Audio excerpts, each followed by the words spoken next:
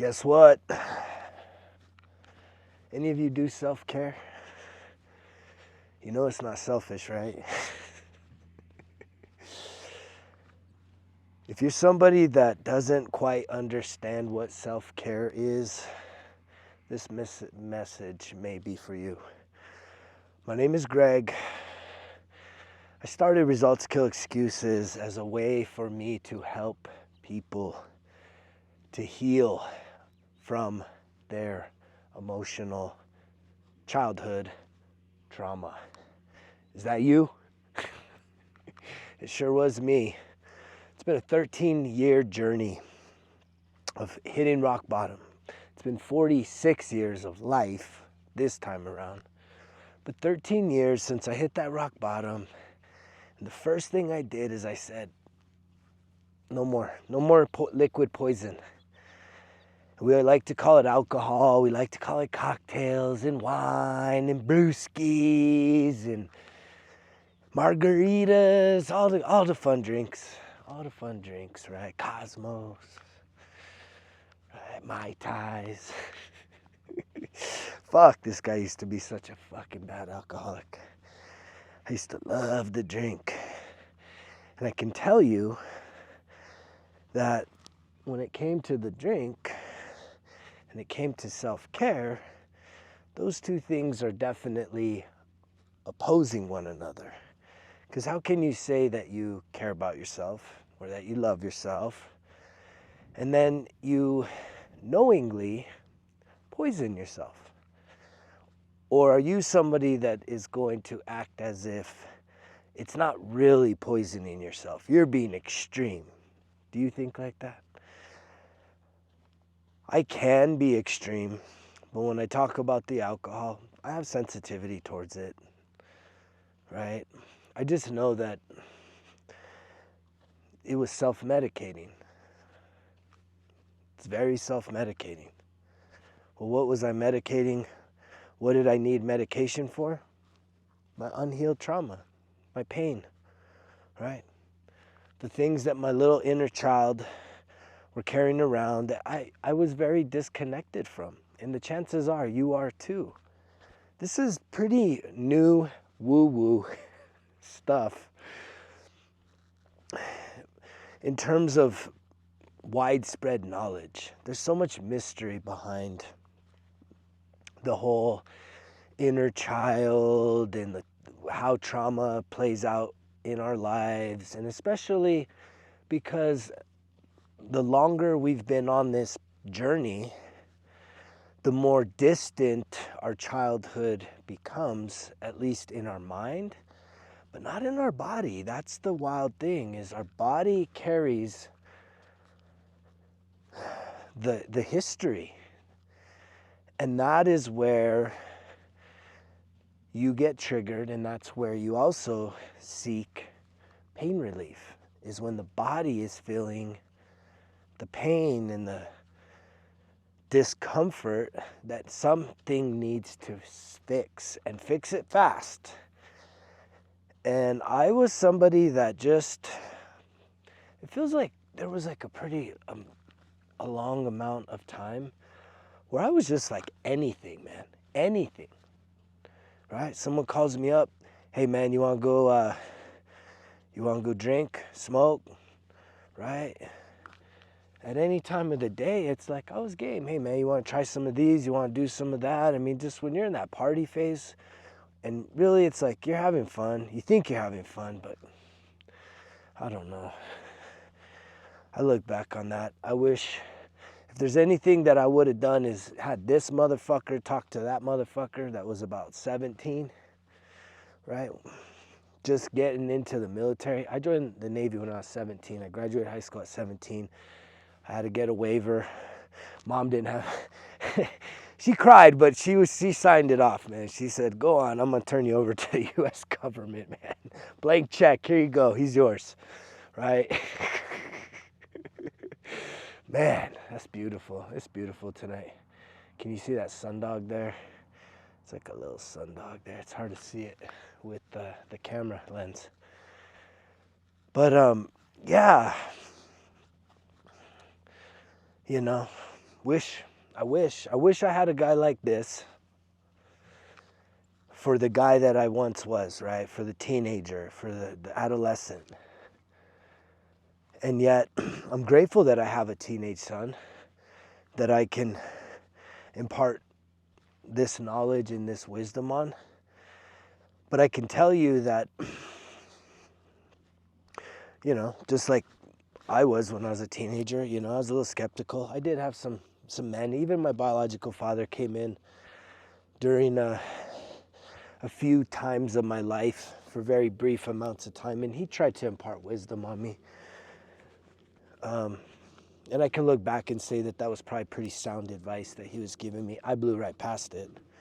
It felt like a little too late to be trying to father me. But again, that's the teenage version, the rebel, right? The rebel, thinking you know it all. And I had to learn the hardest lessons, you guys. But one of the lessons that I've learned that's really a barometer, and I think a lot of people, again, you have a hard time looking yourself in the mirror and really saying, how do you feel about yourself? Do you hate yourself? Right? Do you hate yourself right now? Do you love yourself? Do you say you love yourself, but then you'd have to define, right, which would be a great journal exercise. You'd have to define what love means to you, because we all have a different definition, right? I mean, even the Bible got like 3 to 4 different definitions of love. Phileo love is like where you get Philadelphia, that's brotherly love. There's eros, which is like erotica, sensual love. Then there's agape love, which is like that unconditional love. And that's the true love that you want to be cultivating for yourself. As you go on this healing journey, this spiritual awakening, it's cultivating unconditional love where you just love yourself, man. Like if you can't love yourself, ain't nobody gonna fucking love you, right? There's another, yeah, you can see it there. It's beautiful right now, man. We've been getting all this moisture finally. And ground feels good, right? Ground feels good. Feeling centered, feeling grounded. But think on that. I mean, that's what keeps me going, saying like, man, ain't nobody gonna save me. Ain't nobody gonna love me unless I love myself. And like, that's the convoluted thing, is like what we think is love is probably really just lust. It's probably also, codependency issues. But genuine love is something that belongs with you at all times. It should be who you are moving through this earth. And yet a lot of people just deep down inside despise themselves. They hate themselves. And I was there. I was in that camp for a long time, man. A long time. It was sad to hear a lady that I met this past weekend at this little community outreach event, that she's like doing a lot of good work, but she's trying to get sober. And without really, once I got open about some of my past, and that's kind of what, it's contagious. I think that's what maybe gets you open about yours. That's why you're not here by an accident. And I do very, very much greatly appreciate you tuning in. But more than that is, I want to challenge you to start putting in some work. You get a notebook and start writing down your thoughts in the morning. Order yourself a 1% Better Everyday Journal and start down that path. I'm finishing up volume 2 right now as we speak. And there'll be a volume 3 and a volume 4, so that you can kind of go. I want to give people about a 1 year being locked in. And, where you go beyond that, you should have it's a lot of skills, right? It's a lot of commitment, but, it really just was sad to hear this lady talking about her hating herself. She literally just said it, man, and you could just see it. Her whole face just went, I hate myself. And it just, how do we change that? Can you even be honest to tell yourself that? Because if you're in denial, acting as if, no, I don't really hate myself, it's like, okay, if you don't hate yourself, then prove to me how you care for yourself. Remember, that's where we started this, self-care. Because caring for yourself means there should be some absolute actions and activities that truly exemplify how precious you are to yourself, how valuable you are to yourself. Not to others, but just you and you, how you are treating yourself. And the way, and again, is self-care sitting back and spending countless hours just zoned out watching other people that are performing at a very high level of life and athleticism, or even just in terms of talent, and if you're somebody that loves the shows and the acting? Is that caring for yourself? Watching like countless hours? Is caring for yourself not ever exercising on, not having any kind of regular cardiovascular exercise and activity, right? Is that how you show you care for yourself? Because, that's how I step up. I was in my therapy today, and we were talking about some heavy shit, and my therapist asked me, do you think you work out as a means to feel safe? And I was like, that's a good question. I was like, no, not inherently. That's not inherently what's going on with me. That's not why I work out. I work out because I enjoy doing life. I get inspired when I'm hiking up a mountain or outdoors and I see people 60s, 70s, even 80 years old, like still active. When I know people my age, 40s, 50s, they can't even run a fucking 100-yard dash without dying. So for me, it's more of the longevity. It's more of a lifestyle to say, I want to stay active. I don't want to be sidelined. That's going to be miserable. Fuck. If I can help it, I'm playing offense here. That's what's going on here. But if I can help make an impact, whether or not I am active throughout the rest of my life, and am I going to be lifting 500 pounds? No, but I lift 500 pounds now because it feels good. I'm not overdoing it yet, right? I think probably when I hit 50, maybe 4 more years, I'll start to I'll continue to adapt. That's the thing. I don't have an issue adapting. I don't have an issue making adjustments, whether that's in my fitness, whether that's in my nutrition, whether that's in my morning routine, whether it's somebody that says, you know what, I haven't gone for a massage in a long time. And it's like, I know some of you probably never had a deep tissue massage. You know how good that shit feels? You might drop $100, $150 with a tip. I love tipping. And so I think it's usually a $100 deal, but I always usually chip $50 on top. And I got one of those today. And I leave there feeling like $1 million fucking bucks. It's like so blissed out, man. Like, it fucking feels so good. It feels so good to get that body work, right? This ain't no happy special ending stuff. This is like real therapeutic, working on the muscles. And I told her today, the lady, she was like, oh no, I think it was my upper back was just like really knotted up. And so she was doing the deep kneading on there. And so I think your muscles are hurting. I'm like, no, those are happy muscles, because I know those muscles have been lazy muscles in the past. I let them all just wither away. And see, that's what happens when we age. If you don't stay on offense, you could be stuck. You're going to be immobilized. You're going to be living and walking around, it's like, the people you see them, they're hurting so much, barely just to walk. I have a dog that her hips and legs are in her back legs and stuff are so bad, like she could barely walk. And she's so strong, but I think about it, there's people out there that do that. And I'm not trying to fearmonger anybody.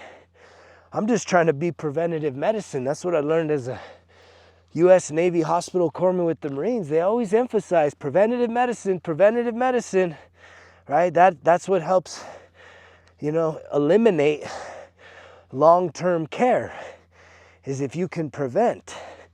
And guess what? You can, right?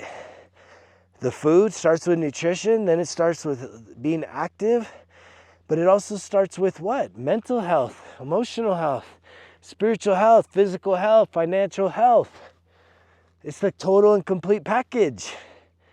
And that probably feels overwhelming for a lot of you, because some of you can't even just handle the one thing, right? Maybe the one thing is the fitness, right? The nutrition. You can't even handle the physical health. So then you're like, hey, how am I going to do that and that? And it's just like you just give up. And it's like, no, if you start in the mind, right, and you really play offense on the mind, and you like, when I say offense, I mean, I'm talking that dominating offense, like that champion winning team that's just relentless, just the foot on the fucking gas, man. It doesn't care. When you see those dominant teams that they just fucking run it up, man. That's just the speed they go. That's how you got to be with this right here, this mind. Because if you're not playing offense, you're on your heels. You're not even playing defense. You're literally, you're kind of like the ball. You're basically getting played. You're getting played with. Fuck. Right? Because it's like, think about it. If you're not playing offense with positive affirmations, right? Listening to positive affirmation, writing down positive affirmations, having thinking positive affirmations, which is different. Listening, writing, and then thinking positively, those are three totally different things, because listening is just, I play positive affirmations. It's just playing in the background. I usually, when I'm doing my journaling, there's just either fire breathing motivational, positive affirmations, gratitude, something in the background is playing.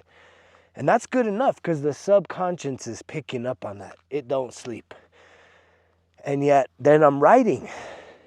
And I'm writing down things I'm grateful for. I'm writing down, that new image of self, that identity that I want to fully immerse myself into, that I want to bring out of me.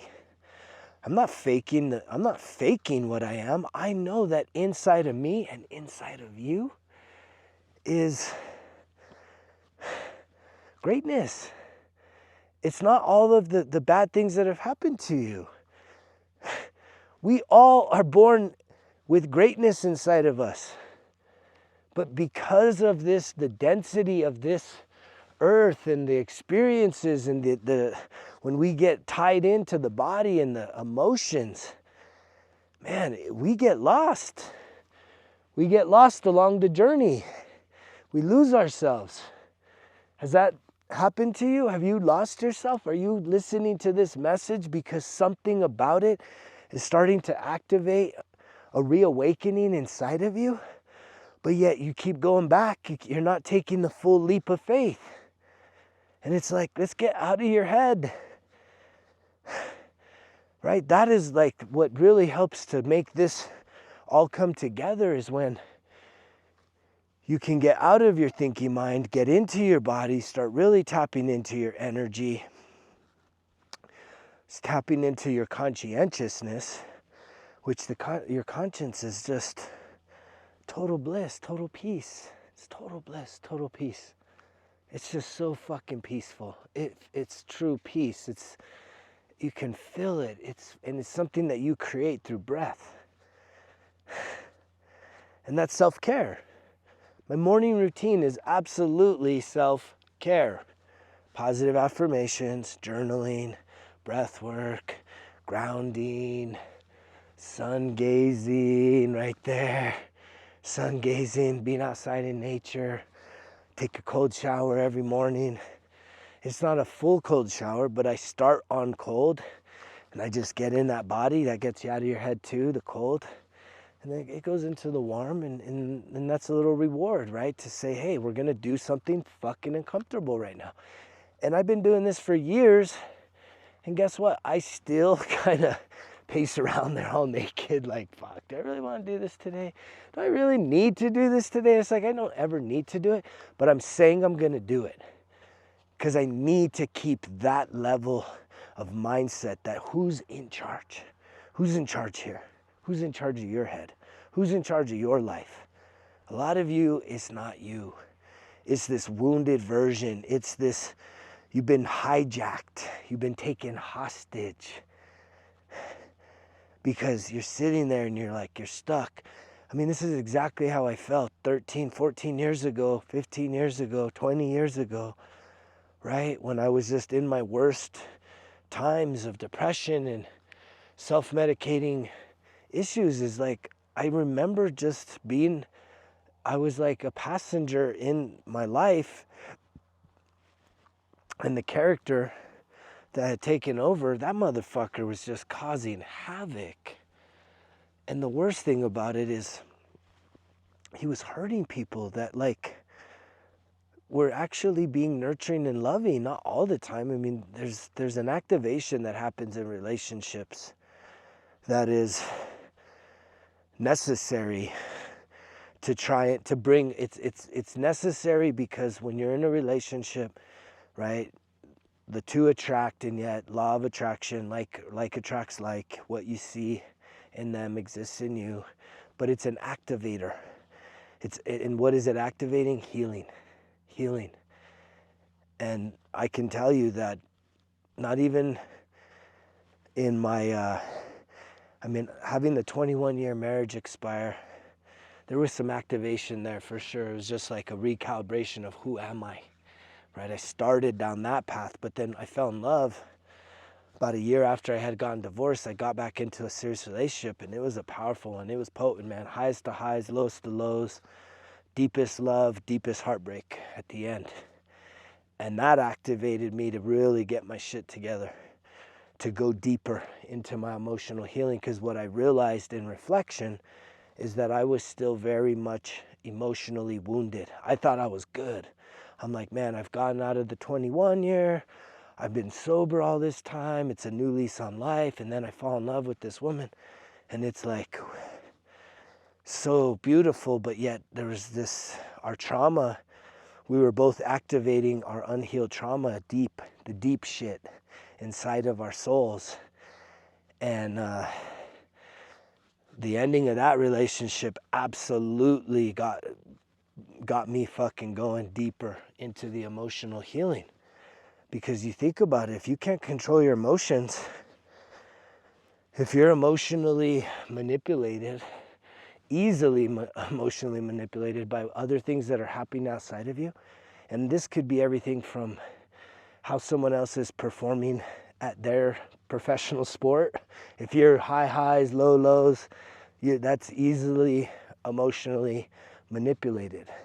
And that is an absolute reflection that you are not connected with your emotional state of being. And that means that just because you're like, oh, but that's just sports, bullshit. How you do anything's how you do everything. And so if you're someone that goes high highs and low lows, and it's like politics, high highs, low lows, what this social issue is happening, high highs, low lows, right? And then clearly a fear of abandonment or feeling unappreciated in a relationship, high highs, low lows, breakup to makeup. You'll see the patterns. And what all of those are signaling is what? What is all of those things signaling? That there's work to be done. Well, what's the work? Healing your emotional trauma. From when? childhood, not the shit from last week, not from the divorce, not from the abuse, not from the last narcissistic boyfriend or girlfriend. This is from childhood. This is from the root.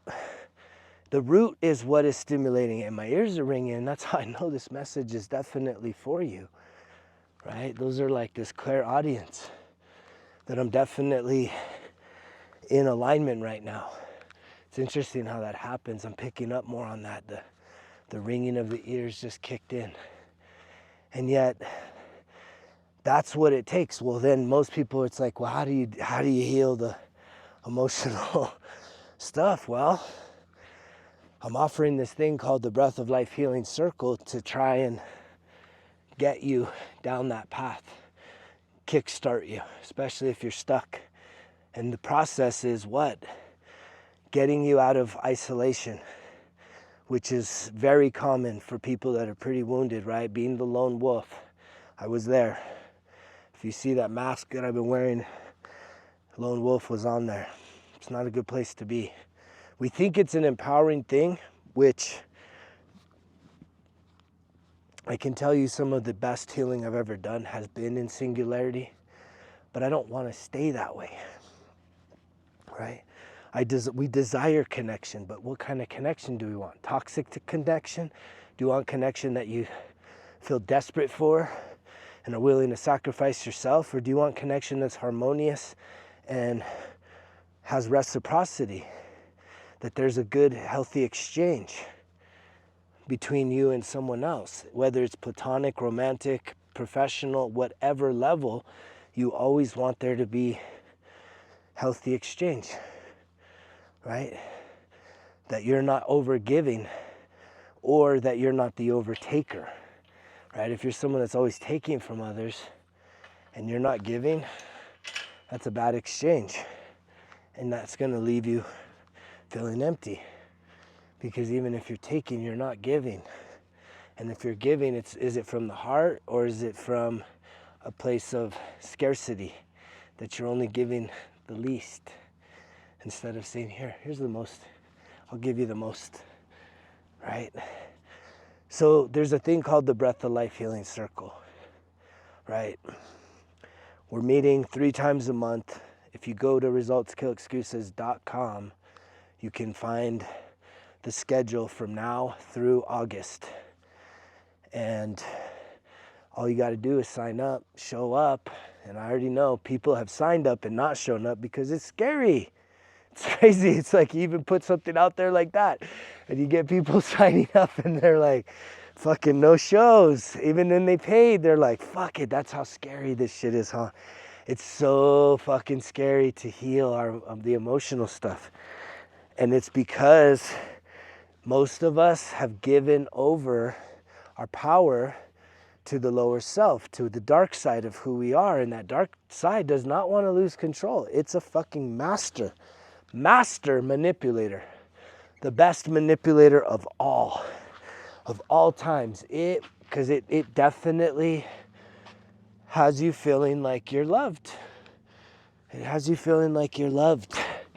Even if you're not being loved, even if it's keeping you scared, playing safe, holding yourself back. And it's time that you fucking take your power back. And how are you going to do that? So here's how Breath of Life really breaks down. Get out of singularity, isolation. Let's create community through connection, healthy connection, non-judgmental, very safe. A safe environment. That's on me. The safety is on me, right? Participation's on you. But it's connection. So no longer identifying just being by yourself. And that's a greater thing of self-awareness, right? There's oneness to it all. I see you, you see me, we're one. We're just a different version of each other. Secondly is reflection. It's doing the reflective work. Yes, going into the time machine and trying to figure out, sort through the most significant, painful experiences of your childhood so that you can do what? Find the patterns and also find the people, right? To truly realize the people and the patterns and the situations that are still, when you read through it, it causes you pain. And I think that's also very scary, right? Because you kind of do have to relive some of this stuff, which in and of itself is evidence that it doesn't just go away through the numbing and the self-medication. If you can sit in this though, guess what? You can process it and you can release it, right? You can release it. And sometimes you have to continue releasing it and continue. But guess what? As you continue to face it and release it with forgiveness and grace and compassion and understanding, the power that it has on you from a fear standpoint, it fades. It just fades away. So we do reflection. We do visualization, which to visualize is where you really start to develop an understanding that you have a lower self, you have an inner child, you have a higher self. You also have a lot of other soul guides and people that present to you. And you know, if depending on where you believe this stuff, just participating and being present, you're gonna see things and hear things and get messages that are gonna probably blow you away. And then finally we breathe, and the breath of life has actually been the most powerful thing that I've incorporated into my healing practices.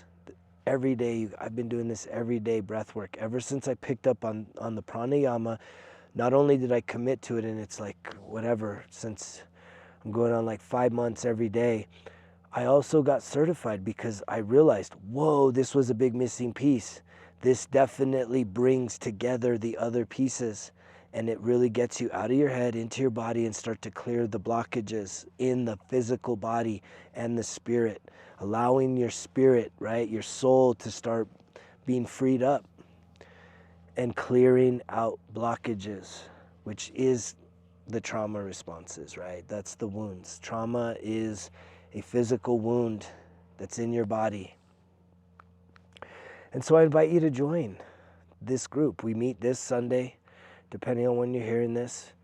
At the very least, go look at resultskillexcuses.com, click on the Breath of Life group. It's also in the description down below. Again, I've already mentioned the 1% Better Everyday Journal. I do still have some slots if you're looking at doing one-on-one coaching. You want to really go deep and get that personal accountability. I have 6 and 3 month options available for that.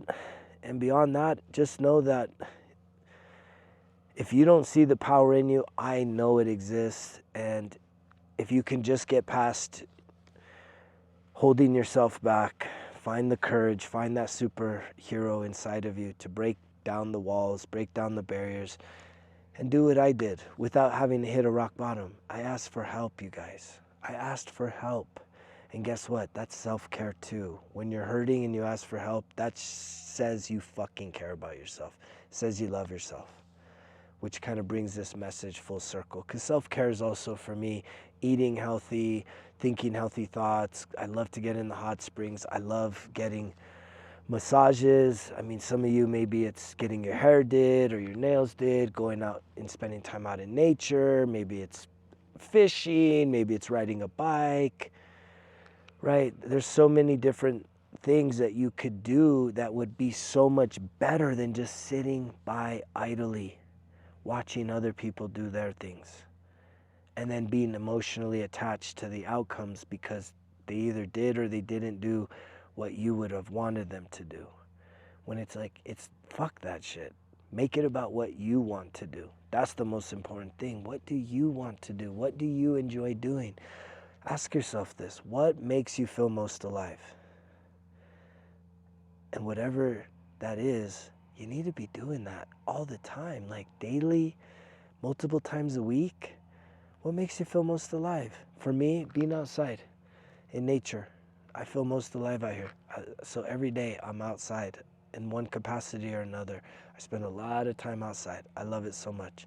And especially if there's elements like rivers and lakes and hot water and cold water, that contrast, it is medicine upon medicine. So if you're not happy with yourself, it's time to make some changes. And we should start making them now. You should start making them now, right? I give myself permission to make adjustments as needed. daily, weekly, monthly, yearly. That's really, you can't stick to one script for life. You cannot. You have to make adjustments if you're trying to stay ahead of the curve, right? Because if you lock into one thing, you realize it's like the way you used to eat when you were a teenager in your 20s. If you're still eating with that type of appetite, we know what that result is. It's not good. So you got to make those adjustments, and it takes discipline. It takes discipline. It takes self-accountability, but oftentimes it also takes asking for help and getting someone else involved, being vulnerable to say, you know what, I can't do this on my own. I need help. That's the most courageous thing you could do right here, right now. I need help. And then ask for it. It's what I did. Right after I hit my rock bottom, I said, I'm done with alcohol. I know that. I'll figure that shit out here. But the second thing, which was not the first thing, and the reason why is because I was like, for sure I'm done with fucking alcohol. That felt easy. What didn't feel so easy was saying, fuck, do I really want to ask for help? And I needed to. And I knew the time of avoiding asking for help was done. I needed to ask for help. And I believe that many of you hearing this message would benefit from doing the same thing. So I'm sending you strength, confidence, courage, and clarity, right, to ask for help if you need help. You can ask for it here. You can ask for it anywhere. I'm 100% rooting for you guys. Thank you so much, everybody that's been subscribing. I love the comments. You guys know this, how much the comments mean to me. It really does show that people are listening, people are hearing, but man, greater than that is I want to start celebrating the wins. Let's make the finish of spring, and let's make summer the greatest summer ever, where it's like we don't just fucking play out the same bullshit, barbecues and brewskis and burgers and chips and guac and just fucking, getting sunburned and just living a fucking glutton life. Like, let's go kick some fucking ass this summer. Right? Let's get back into that fucking warrior mindset. Let's get mission ready. We all have a big mission here. If you're hearing this message, I believe you're chosen, and it's time to be mission ready. Right? Let's shed the skin of old, and let's truly step into our light bodies.